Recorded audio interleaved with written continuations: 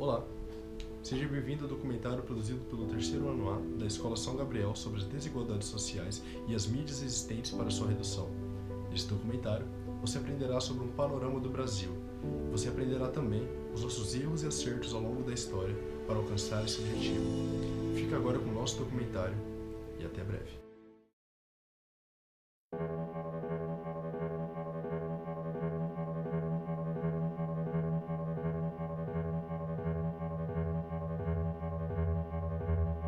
Existe em andamento um projeto maquiavélico de destruição do Estado brasileiro.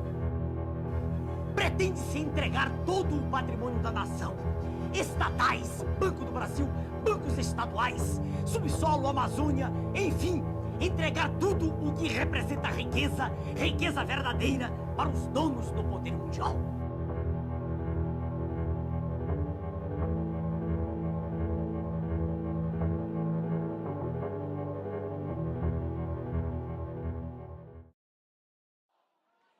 Tem um povão ali.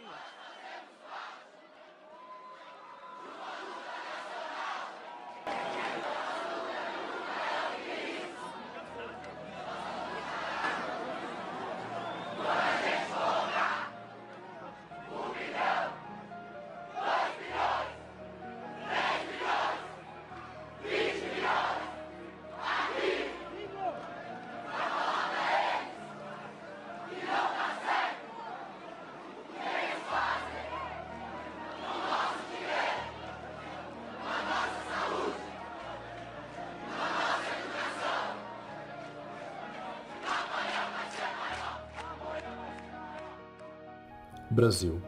É como diz o famoso ditado: o Brasil não é para iniciantes. E realmente não é. O Brasil é um país com cerca de 207 milhões de habitantes. O país é conhecido por sua cultura de carnaval e de futebol. Sua produção cultural é precária, onde qualquer um pode ser um artista, e qualquer um pode produzir música. O Brasil ocupa quarto lugar entre os países mais corruptos do mundo, estando empatado com países como Zâmbia e Indonésia, estando atrás apenas de Ruanda e Arábia Saudita. Em 2016, pela primeira vez na história, o número de homicídios no Brasil superou a casa dos 60 mil em um ano.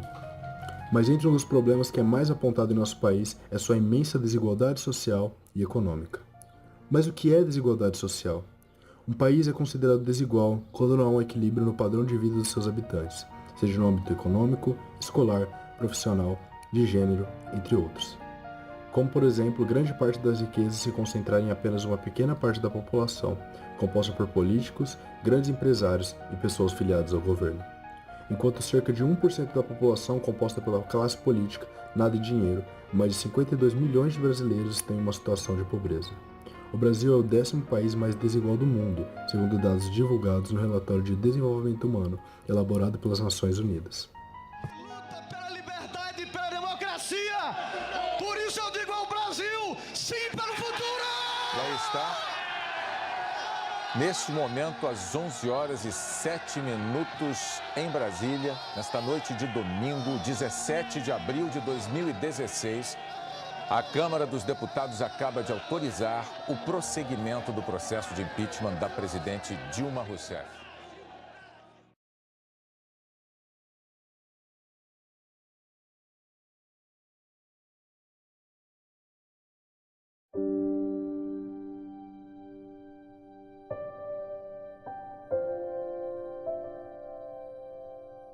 Mas como chegamos até aqui? Por que não se valorizam mais os grandes escritores do qual aprendemos a respeito em nossas aulas de português e literatura? Por que é tão difícil ascender socialmente e prosperar em um país como o Brasil? Nossos avós falam sobre uma época distante, em que tudo parecia melhor, e que criam em nós um sentimento de controvérsia em relação aos nossos tempos atuais. Como chegamos a esse ponto, onde nossa pátria é símbolo de pobreza e corrupção? Para entender a desigualdade que vivemos atualmente, temos que voltar alguns anos no passado.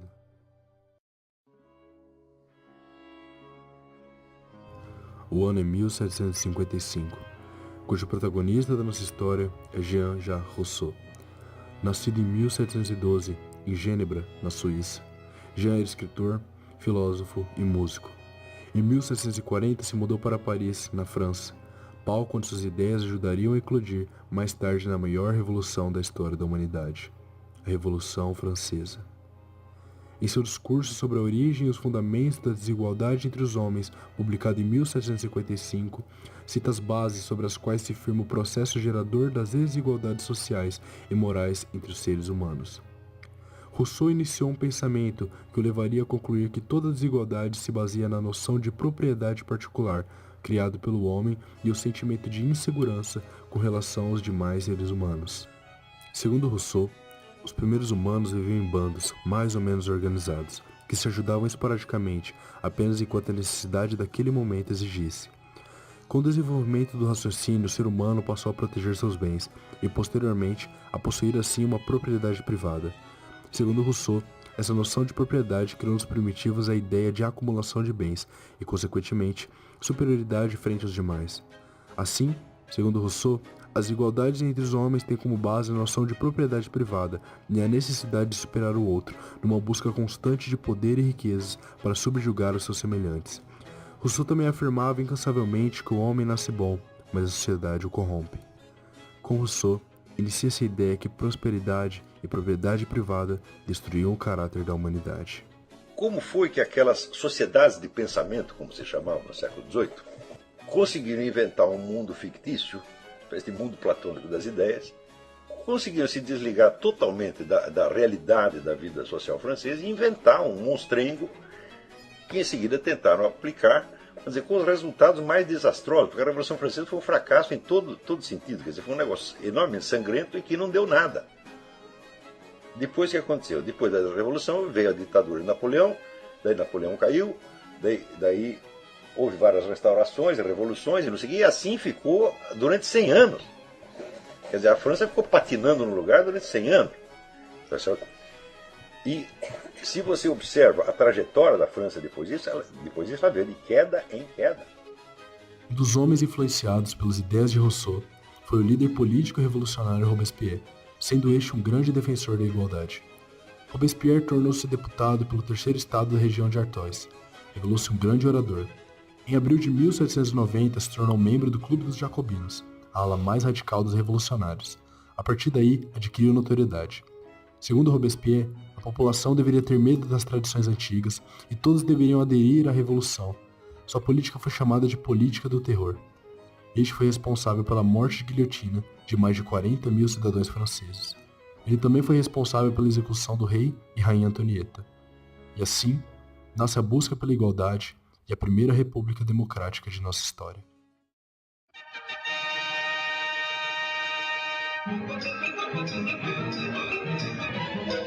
Atención, capataz.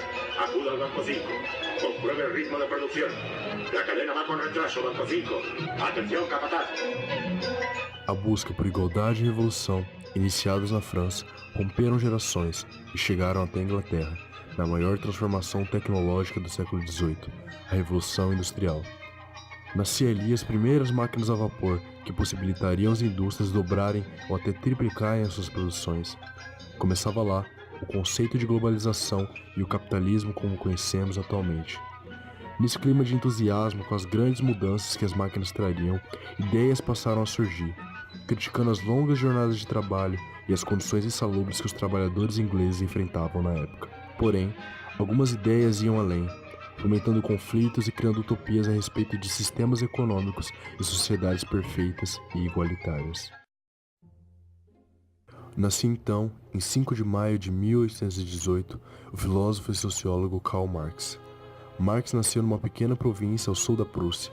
Sendo este descendente de judeus, seu avô paterno, Meyer Marx, foi rabino, e sua mãe, Henrietta Pressburg, também judia.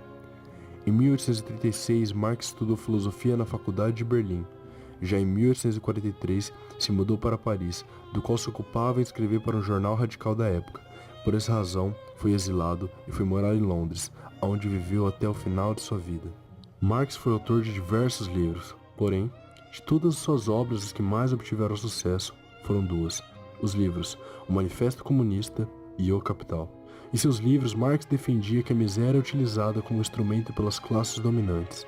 acreditava que existia na sociedade a chamada luta de classes, do qual o proletariado, ou trabalhador, deveria ser o detentor dos meios de produção, e também do produto de seu trabalho, ou seja, do lucro de seu trabalho, criando assim um conflito com os donos das fábricas, ou como eram chamados por Marx, os burgueses. Marx pregava também que o Estado deveria ser responsável pela tarefa de dividir os bens e as riquezas, como uma forma de reduzir as desigualdades sociais. Para Karl Marx, o socialismo seria então a solução, uma forma de fazer uma luta contra as desigualdades em determinada sociedade.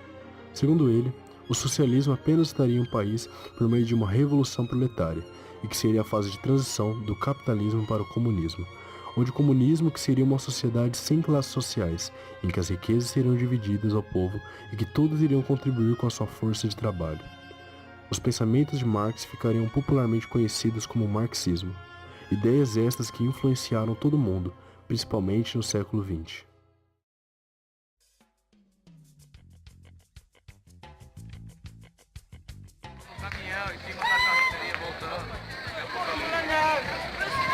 Que é o mercado deles, né?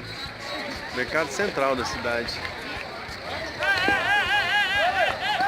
Os planos de intervenção do Estado na economia e na sociedade, buscando reduzir a desigualdade social, tiveram um efeito muito diferente do esperado.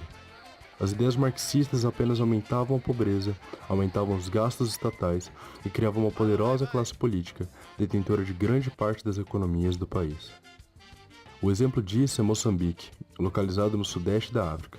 Desde 1975, o país tem vivido sob um regime socialista e, de acordo com relatórios das Nações Unidas, as taxas de PIB per capita, índice de desenvolvimento humano, desigualdade de renda e expectativa de vida estão entre as piores do mundo. O projeto aqui de Campo Grande adquiriu lá em Moçambique. É importante dizer para vocês que Moçambique é um país socialista. E nos países socialistas com ditadura, o presidente lá já está há 30 anos no poder, então na verdade é uma ditadura, né? Mas no país socialista as pessoas não são donas das propriedades, elas recebem apenas um certificado de uso da propriedade, uma liberação de uso que é dada pelo governo. Quando recebemos palestras, eles recebem até palestras sobre a questão de higiene, e higiene básica, porque realmente o saneamento básico deles é uma cidade, o esgoto corre a céu aberto, na beira das calçadas. Capital, Maputo, com 5 milhões de habitantes, eles não têm saneamento básico, é muito sujo. Você anda na rua assim, sentindo cheiro de urina, cheiro de fezes. É realmente uma realidade totalmente diferente da nossa, assim. A gente cuida da nossa cidade, exige que os governantes façam esgoto, tenham um tratamento mínimo, né? Então é muito diferente a realidade deles lá. O moçambicano ele não tem costume de comer 3 vezes ao dia, 4 vezes ao dia. O moçambicano, a alimentação normal dele é uma refeição por dia.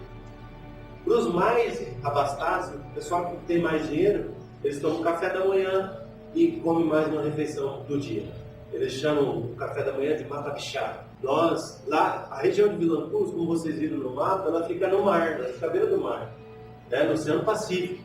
Depois eu vou mostrar uma foto ali da praia lá em Vila Cruz. E é interessante, porque lá na África tem muitos resorts maravilhosos, são resorts muito lindos. Coisa assim de Hollywood, né? Mas quem constrói esses resorts lá? São os empresários alemães, suíços, ingleses, americanos. E aí o que acontece? Os turistas, eles não vão na cidade. Porque ir na cidade é ver coisa triste, é ver coisa feia, gente passando fome, pobreza, esgoto, sujeira. Então o que os turistas fazem? Eles descem em Maputo, pegam um ônibus ou um avião, vão para Moçambique, lá tem um aeroporto pequeno, não desce jato, mas os turistas vão lá, descem no resort, passam lá uma semana no resort, daquele mar lindo, maravilhoso, mas eles não têm contato nenhum com os africanos. Então, assim, você na praia você enxerga alemães, você enxerga suíços, você enxerga americanos, você enxerga chineses, japoneses, você enxerga muito turista, mas ninguém vai na cidade.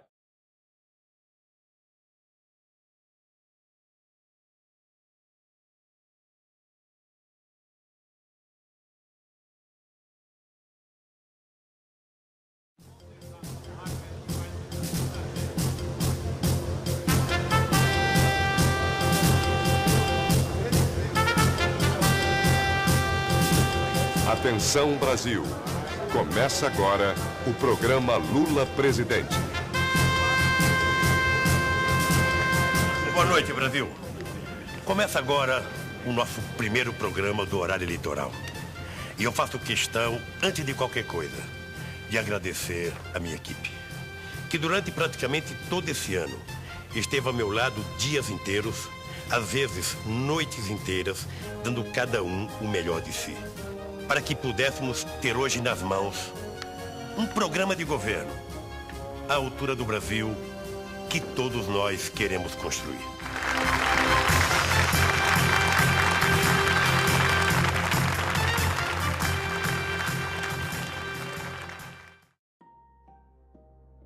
Em 2002, o ano em que o Brasil se tornava pentacampeão na Copa do Mundo, sediada na Coreia do Sul e no Japão. Nesse mesmo ano ocorreu as eleições que determinariam o futuro de nosso país.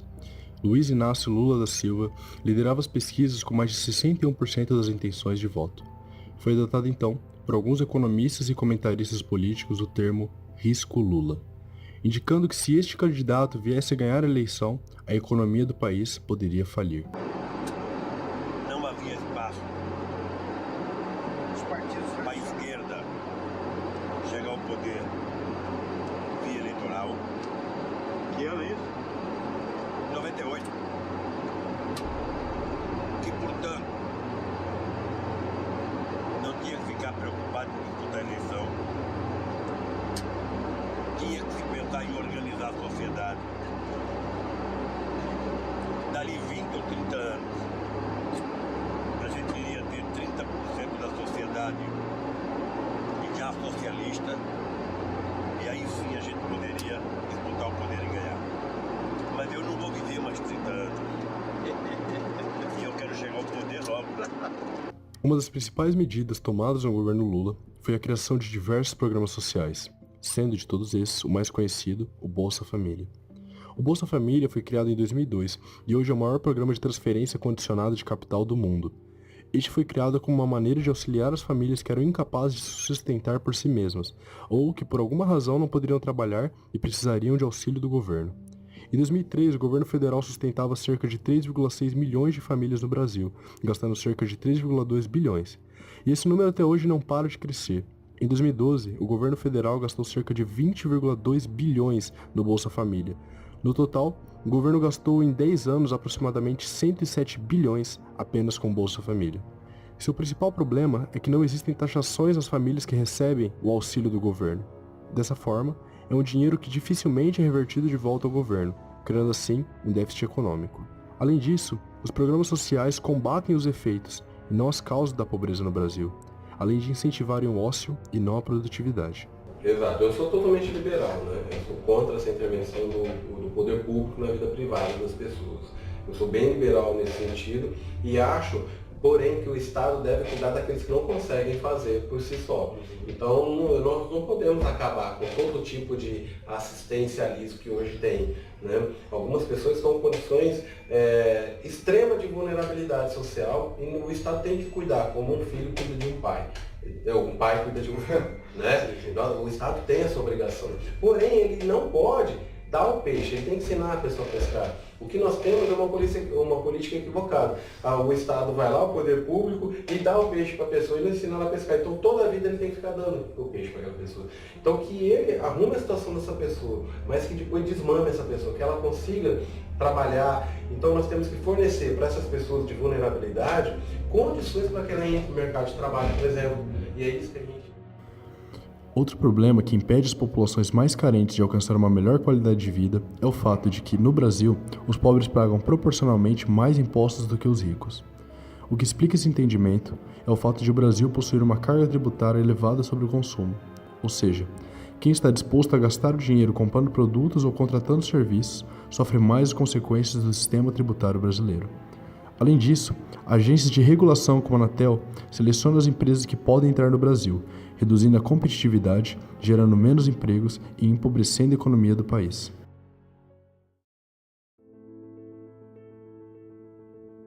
Nem tudo está perdido. Existe sim uma solução para a população brasileira. Nossa maior arma para mudar essa realidade é o conhecimento. Não devemos aceitar tudo que a mídia nos fala, mas devemos buscar o conhecimento e a informação a todo custo. Nosso país pode prosperar novamente. Não é o Estado que deve dizer como devemos viver e prosperarmos, mas nós, como brasileiros, devemos assumir essa postura. Não lutar por mais direitos, mas por mais oportunidades. Não lutar por mais regulação, mas por mais liberdade. Não lutar para cavar mais fundo, mas lutar para ir mais alto. Não lutar para estarmos sempre certos, mas lutarmos para fazer a coisa certa, mesmo quando tudo parece errado. Cabe a você decidir o futuro de nossa nação. Esse breve documentário não acaba aqui, mas continua com você.